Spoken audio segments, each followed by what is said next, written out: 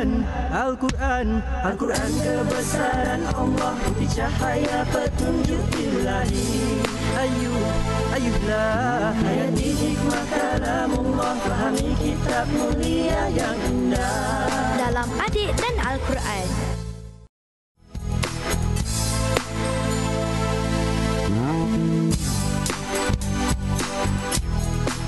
Saya Mas, kawan-kawan tahu tak? Peperangan Badar adalah salah satu peperangan yang disertai oleh Abu Ubaidah. Saya Muhammad, info pahlawan. Tariq bin Ziyad, pahlawan berbangsa Barbar, berasal dari Algeria. Nama saya Daniel. Pertempuran pertama yang diduduki Tariq bin Ziyad berlaku pada bulan Ramadan. Saya Sa'ad. Nak tahu tak kawan-kawan, Abu Ubaidah Al-Jarrah merupakan sahabat pertama kepada Rasulullah sallallahu alaihi wasallam. Saya Hafiz, info kewafatan. Pada usia 53 tahun, Abu Ubaidah meninggal dunia akibat taun. Saya Tasni. Kawan-kawan nak tahu tak? Tariq bin Ziyad merupakan penakluk Sepanyol yang digeruni musuh. Assalamualaikum. Waalaikumsalam, Ustaz. Alhamdulillah, wassalatu wassalamu ala Rasulillah. Kita kembali bertemu untuk sekian kalinya bersama saya dan adik-adik semua dalam rancangan Adik Dan Al-Quran. Semangat betul adik pagi ini, dan insya-Allah pada kali ini dan pagi ini seperti biasa kita akan melanjutkan tafsiran surah Ali Imran. Hari ini pada ayat yang ke-186. Ayat ke berapa? 186. Tullabi. Naam. Kita akan dengar dan petikkan daripada adik kita di studio ini. Siapa yang nak membaca, sila takbir. Allah. Oh, nampaknya Hafiz yang paling cepat takbir dan bersemangat. Silakan adik Hafiz. A'udzu billahi minasy syaithanir rajim. Bismillahirrahmanirrahim. La tublawunna fi amwalikum wa anfusikum wa la tasma'unna minal ladzina utul kitaba min qablikum wa minal ladzina asyraku adan katsira wa in tasbiru wa tattaqu fa inna dzalika min azmil umur. Bagus.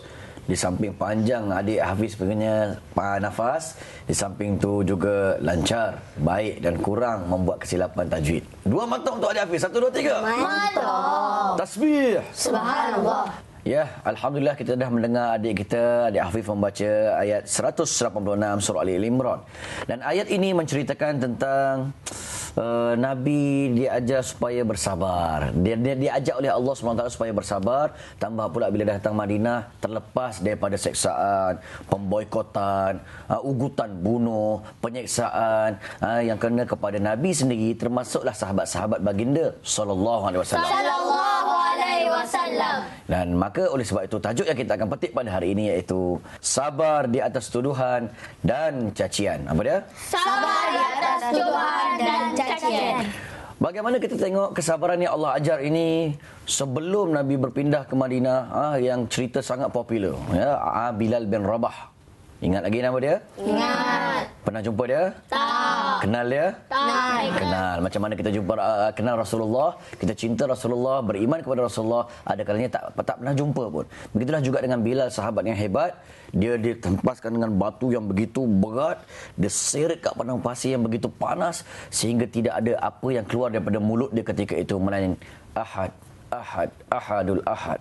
Apa maksud ahad? Satu. Yang satu yang esa ketika itu walaupun diugut untuk mendera dan dipukul, diseksa untuk menukar kepada agama jahiliah kembali. Tapi Bilal nak ke tak nak? Tak nak. Tetap dengan agama Islamnya, agama tauhidnya, agama yang mengesakan siapa?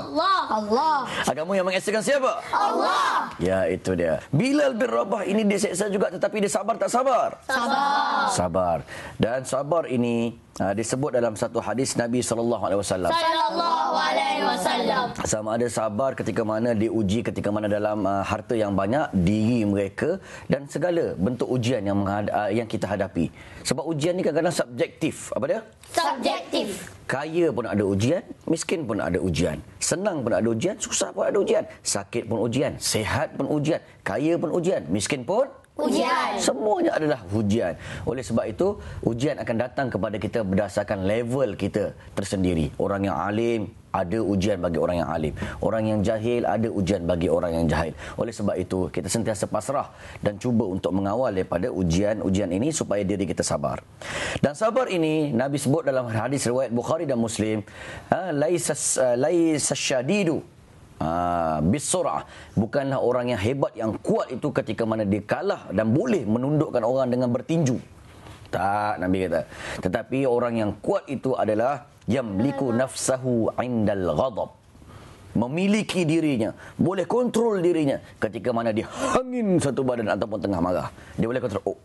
Dia tak tumbuk orang, dia tak caci orang, dia tak smackdown orang, dia tak tendang orang, dia tak ambil botol pecahkan kepala orang. Itulah sebenar-benarnya orang yang betul-betul kuat ke tak kuat? Kuat. Iaitu itu juga sebahagian daripada maksud sabar, boleh kontrol diri sendiri ketika mana ujian melanda pada dirinya. Terus setia bersama kami dengan adik-adik dalam rancangan Adik Dan Al-Quran. Sabar. Ya, terima kasih kerana bersabar dan terus bertenang untuk menyaksikan ilmu yang berada dalam rancangan TV9 bersama kami dan adik-adik semua dalam rancangan Adik Dan Al-Quran. Tasbih. Subhanallah. Sabar ini, pertamanya Nabi SAW menyebut, innamas sabru 'inda as-sidmatil ula. Sesungguhnya sabar tu ketika mana detik yang pertama yang ditimpa musibah tu. Dia kena tekan akan diri dia, sama ada kematian ke yang dihadapi, kena tumbuk ke, rumah kena curi ke, kereta kena calar dengan anak ke. Semua kali pertama tu nak tekan betul-betul. Itulah yang dinamakan sabar. Yang kedua, kalaulah dah berlaku apa-apa, adabnya, cara, tekniknya, dan orang Islam ni memang segala apa yang dibuat dapat pahala. Iza u'tiya syakar, jika diberi bersyukur. Wa iza btuliya sabar, apabila diberi ibtila ataupun ujian dia akan sabar. Wa iza aznaba astaghfar, apabila dia berdosa dia sentiasa beristighfar. Itulah ciri orang mukmin, tenang aja. Oleh sebab itu dia kena setelah mana sabar tu dia ingatkan dengan berzikir, inna lillahi wa inna ilaihi raji'un. Bukan masa mati je, kepada Allah kami kembali, kepada Allah kami adalah untuk Allah, kepada Allah juga kami akan kembali. Itu dia adab dia. Dan yang ketiga, adik-adik yang rahmati Allah, tullabi. Naam. Dan sebaiknya yang adab yang ketiga, dia jangan mengadu berdomba kepada manusia. Jangan mencerita-ceritakan sangat masalah kepada manusia. Dia sabar, dia cuba atasi sendiri dan diserahkan kepada siapa? Allah. Itu dialah antara tips sabar. Oleh sebab itu, sabar ini akan menaikkan kefadilatnya dan kelebihannya, martabat kita di sisi Allah Subhanahu Wa Taala. Sedangkan Allah kata orang yang kuat itu pun bukanlah orang yang kalah ataupun berjaya mengalahkan orang dalam tinju, tetapi yang memiliki diri dia. Itu satu pujian daripada Nabi. Begitu juga pujian daripada Allah Subhanahu Wa Taala yang Allah offer kepada seseorang itu tentang keampunan dan syurga yang luas sebesar 7 petala langit dan 7 petala bumi. Apa antara ciri-ciri orang yang dioferkan syurga seluas itu? Antaranya wal kadhiminal ghaif, orang yang berjaya memadamkan rasa kemarahan dia, maknanya dia sabar. Tasbih. Subhanallah. Oleh sebab itu Ustaz nak bawa satu cerita sebagai penutupnya. Kesabaran yang berlaku kepada Abdullah bin Huzafah As-Sahmi. Dia ni siapa? Dia ni antara bala tentera yang diutuskan oleh Umar bin Al-Khattab. Oleh siapa? Umar bin Al-Khattab. Umar beruruskan bala tentera untuk berdakwah kepada kerajaan Rom. Kerajaan Rom ni Kristian, mempunyai kekuasaan yang kuat, istana-istana yang besar, tiang-tiang Rom yang besar. Tiba-tiba tentera Islam sebahagian yang termasuklah Abdullah bin Huzafah As-Sahmi ditawan. Dia apa? Ditawan. Bila ditawan, diikat dan beberapa orang bersama Abdullah bin Huzafah As-Sahmi, akhirnya Raja Rom membuat satu offer, membuat satu tawaran. Apa tawaran dia? Hei Abdullah, aku boleh tawarkan sebahagian daripada harta aku bagi pada kau semua, asalkan kau tinggalkan agama Nabi Muhammad, kau masuk agama Nasrani. Dia kata, jangan katakan separuh. Seluruh harta kamu dan seluruh harta yang berada kat tanah Arab ni pun kalau kau berikan kepada aku, takkan. Takkan aku tinggalkan agama Nabi Muhammad yang suci ini. Abdullah Raja Rom dah kurang hajar dia. Betul-betul kuat ke dia? Pengawal, tangkap dia, bawakan ke tempat salib untuk dipanah diri dia. Maka ketika itu dia selamba je. Bila selamba orang yang jiwanya kotor seperti Raja Rom ini, dia bertambah hangin. Kenapa dia tak takut? Dia rasa gerang. Rasa nak panah, akhirnya dia tarik. Tak jadi untuk dipanahkan sebab dia rasa nak ugut lagi supaya kalau boleh mukanya tak adalah toya sangat kan. Biarlah nampak cuak sangat dan takut sikit. Akhirnya dia kata, lepaskan dia. Kita panaskan belanga yang besar yang berisi air dan begitu mendidih, menggelegak punya panas. Bila dah sedia kan, dia panggil tawanan perang. Dia tunjuk kat depan mata Abdullah bin Huzaifah As-Sahmi. Dia masukkan orang tawanan perang orang Muslim ni, dimasukkan, tarik balik. Tinggal tulang, beb. Ketika tu Abdullah bin Huzaifah As-Sahmi, dia kata, macam mana? Kau terima tak tawaran aku? Aku nak bagi harta, bukan nak bagi apa. Yang penting tinggalkan agama Nabi Muhammad. Dia tetap tak mahu. Maka Raja Rom kata, sekarang pengawal tarik dia untuk dicampak dan dimasukkan ke dalam belanga yang panas itu. Maka ketika mana pegawai JKK dia, pegawai yang menarik dia apa semua tu, pergi ke tempat untuk dimasukkan Abdullah bin Huzaifah ke dalam belanga tu. Ketika itu Abdullah bin Huzaifah menangis. Ketika tu dia kata, cukup. Ini aku suka nak tengok ni. Ingatkan power sangat, rupanya ciwek. Raja ingatkan macam tu, dia panggil balik. Pergilah jumpa raja tu. Tullah bi. Bila jumpa Raja Rom, dia kata, kenapa kau menangis? Tiba-tiba Abdullah bin Huzaifah kata, aku menangis bukan kerana aku takut mati dan takut dengan air belanga yang begitu panas itu, tidak. Tetapi aku menangis kerana bimbang lepas ni jiwa aku mati, kalau diizinkan Allah, keluar hanya satu jiwa saja. Sedangkan aku bercita-cita seolah-olah kalau boleh seluruh bulu roma yang berada kat dalam badan aku ini satu-satunya dimasukkan ke dalam belanga ini. Tarik, kemudian ada lagi nyawa yang diserahkan dan dilaburkan ke jalan Allah, iaitu kesemuanya syahid. Tapi aku ada satu nyawa sahaja. Aku nak banyak nyawa sebenarnya. Itu yang aku sedih. Raja Romawi kali ini bukan hangin satu badan, berguling-guling. Geram kepada Abdullah bin Huzaifah As-Sahmi. Akhirnya Raja Rom yang surrender. Dia kata macam inilah, aku minta kau offer satu benda je. Kalau kau buat benda ni, iaitu cium dahi aku. Kalau kau dapat cium dahi aku, wahai Abdullah bin Huzaifah As-Sahmi, aku akan bebaskan kau dan tawanan perang sekali keseluruhannya. Akhirnya dia terima dan dia pun ciumlah kepala Raja Rom yang botak tu. Akhirnya dia dibebaskan juga dan akhirnya tentera Islam semua balik dan diceritakan perkara ini kepada Omar. Maka Omar menyebutkan kat dalam kitab Siyar A'lam Nubala, tafsir Ibn Katsir dan sebagainya, haqqan lil muslimin ay yuqabbila ra'sa Abdillah.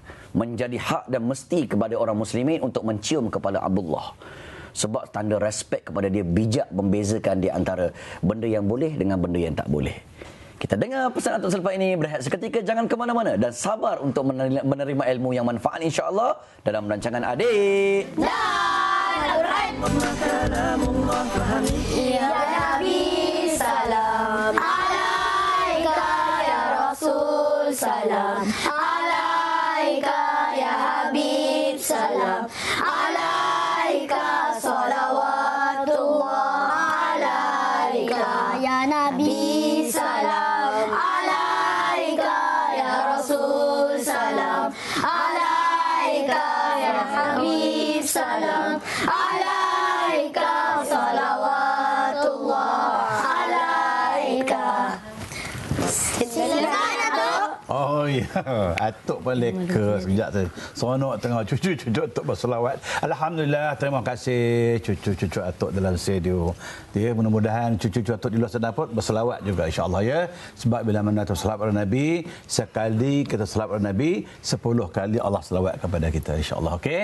Selamat kita insya-Allah. Okey, terima kasih kepada cucu Atuk. Terima kasih kepada cucu Atuk di luar sana, kepada cucu Atuk yang lanjut usia pun kerana masih setia bersama kita, bersama kami dalam studio, dalam rancangan Adik Dan Al-Quran.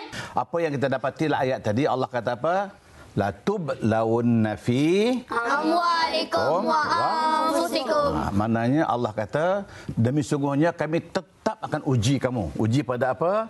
Pertama uji pada harta, yang kedua uji pada diri. Mana dua? Pada harta kita akan diuji, pada diri pun akan diuji. Jadi atuk nak cakap apa ujian Allah bagi pada harta dan pada diri. Dua ya. Yang pertama pada harta. Jadi cucu-cucu besok kalau bila dah dapat duit banyak, jadi orang pangkat besar, duit banyak tak? Banyak. Apa Allah uji pada duit kita? Biasa apa ujian dia? Kerana saya. Ya, kita kata ni saat Hafiz ada duit banyak ya. Apa yang aku uji pada duit kita besok? Apa dia? Pertama sekali, tiba-tiba duit kita ada tu hilang. Ujian tak? Ujian. Agak-agak kalau duit cucu tu hilang apa buat? Report polis. Report polis. Dia duit hilang report polis. Ustaz Zabdi kata kena sabar. Betul tak? Betul. Ya. Bila duit kita hilang, ingat Allah yang menjadikan duit jelas. Pasal apa? Ada sebabnya. Ada sebabnya. Sebab ulama-ulama kata, tengok ya, kalau kita ambil duit orang, RM5 ambil duit orang, masuklah duit kita ada RM10, jadi berapa? 5. Duit kita ada RM10, ambil duit orang curi RM5, jadi berapa? 15. Banyak tak? Banyak. Tak mustahil besok RM10 akan hilang. Sebab kita ambil duit orang cara Haram. uji tak? Uji. Betul-betul Allah akan uji. Kadang-kadang kita ada duit banyak ni, datang minta sedekah. Assalamualaikum. Waalaikumsalam. Saya nak sedikit duit nak makan. Boleh. Nak bagi tak? Nak bagi tak? Kalau bagi tak apalah. Kadang-kadang kata, mana aku ada duit tadi? Dia, pada dia ada duit tak? Ada. Diuji dan meminta sedekah saja. Ada berlaku tak? Ada. Orang yang duit banyak dia kata dia tak ada duit, ada tak? Ada. Inilah itu yang Allah nak uji. Maka sebab itulah ingat ya, harta yang itu bukan harta kita, harta siapa? Allah. Kita yang dilantik sebagai pengurus untuk mengurus harta itu. Faham? Faham. Ingat suatu besok kalau jadi kaya jangan jadi bakhil bin kedekut. Satu. Yang kedua akan diuji pada diri kita. Akan diuji pada diri Kita. Apa uji pada diri kita? Demam. Sakit. Masya Allah sakit. Sakit tu uji. Kalau sakit kita kata apa? Inna lillahi wa inna ilaihi raji'un. Kita nak kata demam, inna lillahi wa inna ilaihi raji'un. Dia maknanya kalau orang lain dapat demam, kita kata dia bukan dia orang demam tu kata. Takkan besok balik saat kalau demam, Habib demam, inna lillahi wa inna ilaihi raji'un. Sekejap lagi inna lillahi mak kata, sewil ke budak ni. Dia orang lain kata. Maknanya bila kita dapat demam, ingat itu Allah nak uji kita. Kenapa? Bila mana kita sakit, ingat sikit sakit kita dapat, sikit dosa kita diampunkan, dibersihkan, dikifaratkan. Itu maknanya uji. Kalau kena sakit banyak dosa. Mana banyak dosa Allah buat, itu diuji. Satu. Yang kedua, ingat apa ulama-ulama kata, kalau Allah anugerahkan diri kita ni rupa cantik, Masya Allah, lawa. Biasanya kalau lawa apa nak buat agak? Ada saat nampak lawa sikit, apa nak buat besok? Jadi pelakon ke? Ya. Allah uji dengan rupa yang cantik, apa dia nak buat? Dia keluar lawa apa nak buat tu? Syukur. Dia nak masuk Ratu Cantik ya? Sekarang ni Masya Allah, perempuan Ratu Cantik, maknya pada Ratu Cantik hari ni dia. Jangan boleh kita jadi maknya Ratu Cantik. Maknanya bila mana kita Allah anugerah kita dengan nikmat cantik, maka itu nikmat ya. Jangan salah guna nikmat cantik. Bersyukur kepada Allah. Kadang-kadang itu Allah bagi kita sakit. Kadang-kadang tak mustahil bila orang yang Allah anugerah cantik, tapi dia bangga dengan kecantikan dia. Ya Allah. Dia bangga dengan kecantikan dia. Tak mustahil. Allah nak uji dia, Allah tukar balik yang lawan tadi jadi apa? Bodoh. Macam nak jadi huduh? Terbakar. Kena sembah asid. Ya, sembah dengan Asid. asid. Herot hidung besok. Itu Allah uji. Diri banyak di kita ni orang cantik jangan kita anggap tercantik. Jangan megah dengan cantik. Sebab tu atuk teringatlah Luqman Al-Hakim. Ya, ingat Luqman Al-Hakim tak? Ingat. Seorang manusia Allah anugerah dia hikmah. Dia bijak, dia pandai. Dia hidup zaman siapa? Siapa boleh jawab? Cepu Mas. Suruh jawab. Al-Hakim hidup zaman Nabi mana? Nabi Muhammad. Nabi Nuh. Nabi Daud ya. Nabi Daud. Hakim ni cucu atuk dia ni orang Habasyi, orang Habasyah. Bila orang Habasyah ni dia bibir dia tebal. Kulit badan dia Besar. kulit badan warna apa? Hitam. Hitam ni telik. Dia hitam. Tapi apa dia kata? Dia kata apa? Ingat, Luqman pernah berkata, di sebalik bibir aku yang tebal inilah yang sekali mengeluarkan kata-kata yang baik. Itu kata hemah-hemah tu. Di sebalik bibir aku tebal ini ya, isteri keluar kata-kata yang baik. Itu. Di sebalik kulit aku yang hitam inilah tersindung sepi hati yang putih. Hebat tak? Hebat. Sebab tu kalau kita dapat hitam, kita keluar anak jadi hitam pun, itu ujian. Maka sebab tu Ustaz Zabri cakap tadi, di sebalik ingat, ujian Allah ini, kita kena kata apa? Kalau iza asabahu khairun syakar, iza asabahu syarrun sabar. Bila dapat benda baik, kita dapat kebaikan, harta banyak, pakat besar, kita kena bersyukur kepada siapa? Allah. Tapi kalau diuji dengan keburukan, kita kena sabar. Sama macam mana? Terima. Ini Allah nak uji aku. Aku sabar sajalah. Terima sajalah. Ya? Macam orang kata lah, kalau esok masuk neraka, tak dapat ingat masuk neraka, dia kata apa? Nak masuk juga macam mana? Ya? Masuk jugalah.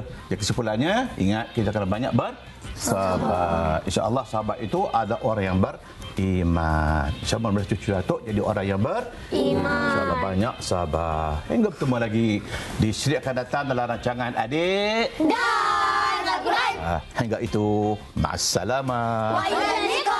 Sekian, wassalamualaikum warahmatullahi wabarakatuh.